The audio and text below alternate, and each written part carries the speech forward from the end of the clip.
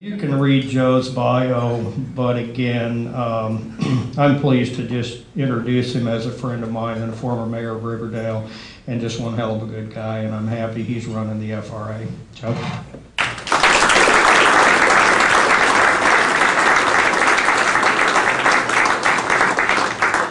Thank you, Milt. I just had to bring this back up here and just give a special thank you to Phil and to Doris. And it really is quite touching. And I think, seriously, what I like best is the line in here about trusted ally. You know, coming from a labor background in working with management, there's often times that you have to say things that, you know, people don't want to hear, or do things that they don't like. But Phil, I think with the resolution, you actually captured it, because even though I was on that side of the fence wearing that hat at that time, I certainly never considered the industry the enemy. Frankly, that's the same type of approach, you know, that I intend to bring now as the regulator of the agency. That for the most part, I look forward to working together. Again, there's going to be times that I have to do things you're not going to like. Yeah, I see Jolene nodding her head yes. She understands after 8 years. You know, I'm going to have to do things you won't like, say things you don't like, but you know, we're not enemies. We're in this business, this industry together. I was enjoying talking with Roger Norber a little bit about baseball, and I think those that know me essentially know that I have two strong passions in life: railroading and the Chicago Cubs. And I had a decision I had to make tonight, because I had my 2 box seats, and it's rare that I get home to Chicago anymore.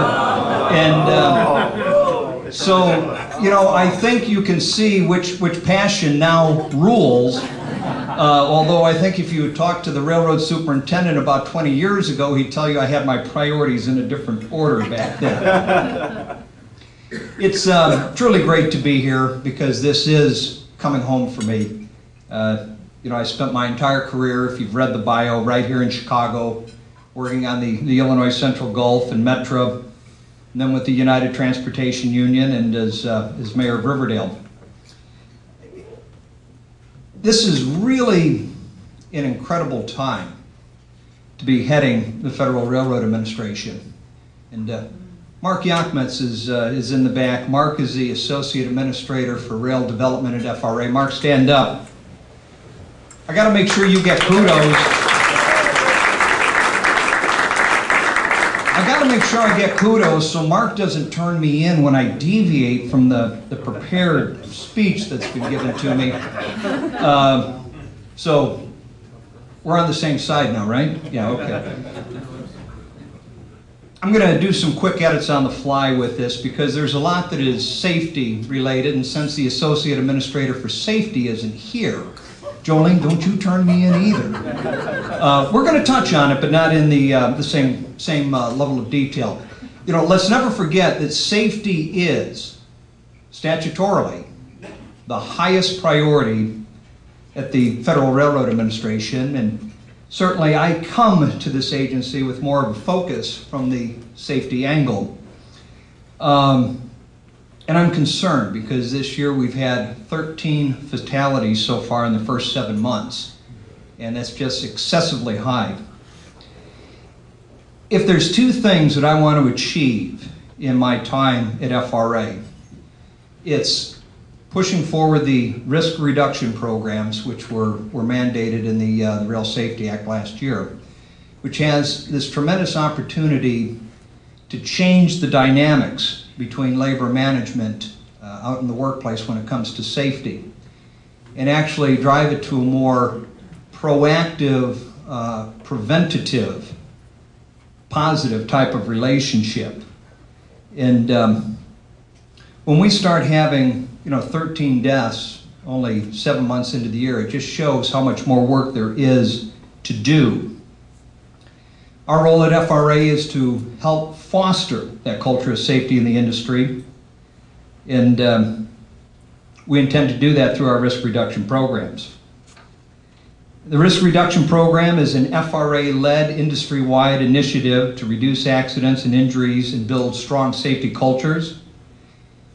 We use what we call upstream predictive data management and close call reporting systems to identify and correct individual, localized, and systemic, having trouble getting that one out, systemic factors that contribute to accidents.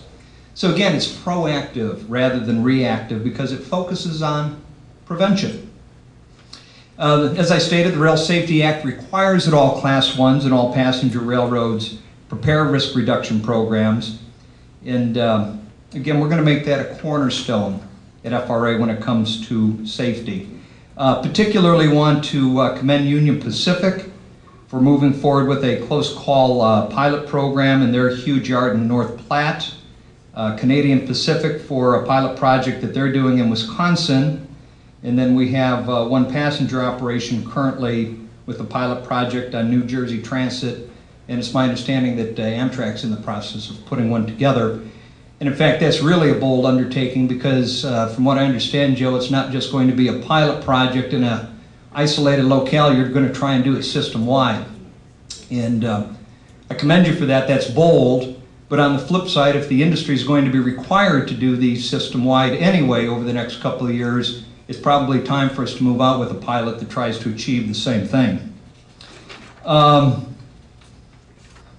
The Rail Safety Improvement Act also required several other things.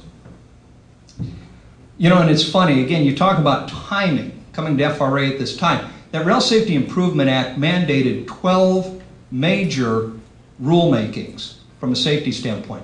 And that in itself would be a workload of substantial magnitude. That's probably more rulemakings than at any time in an F.R.A. reauthorization.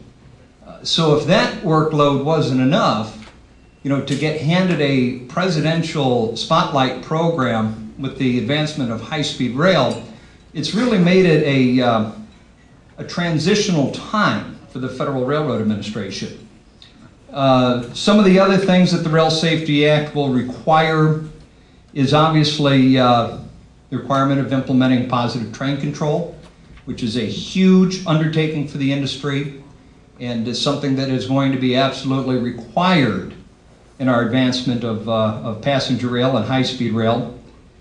We've gotten that information out in a timely manner to the industry, and now we're receiving comments back in the docket.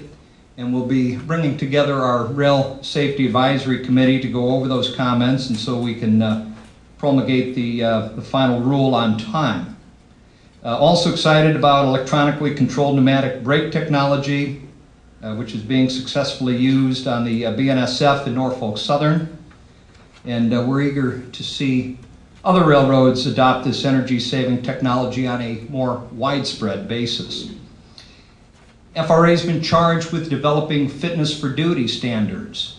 And this was from a NTSB recommendation that basically started with concerns about sleep disorders and regular prescription drug use.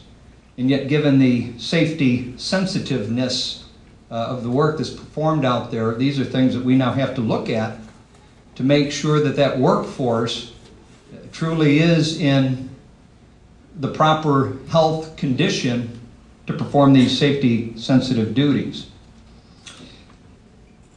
While safety will continue to be the highest priority at F.R.A., obviously now job creation and economic development are more vital than any time in the agency's history. Under the American Recovery and Reinvestment Act, F.R.A. has already given $1.3 billion to Amtrak for capital investments. And as I think most of you in this room are aware, coming soon is an $8 billion down payment to advance the development of high-speed rail network.